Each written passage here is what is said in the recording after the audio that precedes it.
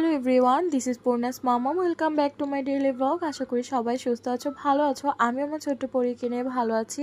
আজকে তোমাদের সাথে শেয়ার করব আমি আমার বেবির জন্য এই বেবি ফুডগুলো কোন পেজ থেকে নিয়েছিলাম। যারা নিউ মম আছো, যে বেবির জন্য বেবি ফুড নিতে চাচ্ছ বাট কনফিউজড কোন পেজ থেকে নেবে বুঝে উঠতে পারছো না, আশা করি আজকের এই ভিডিওটা সেই সকল মায়েদের জন্য অনেক বেশি হেল্পফুল হবে।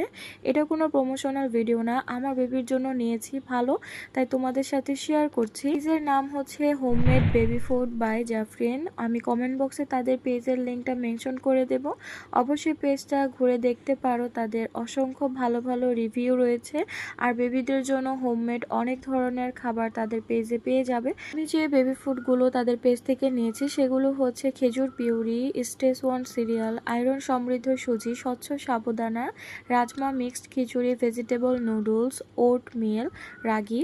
তো প্যাকেটের গায়ে সবকিছু বিস্তারিত বলে দেওয়া আছে, কিভাবে তুমি সংরক্ষণ করবে, কিভাবে বেবিকে রান্না করে তুমি খাওয়াতে পারবে। তো আমরা যখন বেবির সলিড স্টার্ট করি, দেখা যায় যখন 6 মাস থাকে তখন একটা উপকরণ দিয়ে বেবিকে টেস্ট করাতে হয়, দেখতে হয় যে কোনো খাবারে তার অ্যালার্জি আছে কিনা বা হজমের সমস্যা হচ্ছে কিনা। তৎক্ষণাৎ ওই খাবারটা কিন্তু বন্ধ করে দিতে হয়। তারপর যখন 7 মাস শুরু হয় তখন যেমন আপেলের সাথে তুমি একটু সুজি মিক্স করে বেবিকে খাওয়াতে পারবে, বা কলার সাথে একটু সাবুদানা মিক্স করে বেবিকে খাওয়াতে পারবে, এইভাবে দুইটা একসাথে। তারপর দেখা যায় 8 মাস থেকে 3টা উপকরণ একসাথে, এইভাবে আস্তে আস্তে প্রক্রিয়াটা ধাপে ধাপে বাড়াতে হয়। তো আশা করি আজকের এই ভিডিওটা অনেক নিউ মমদের জন্য অনেক বেশি হেল্পফুল হবে। যারা এই মুহূর্তে ভিডিওটা দেখছো অবশ্যই একটা শেয়ার করে দিও, নিউ মমদের দেখার সুযোগ করে দিও।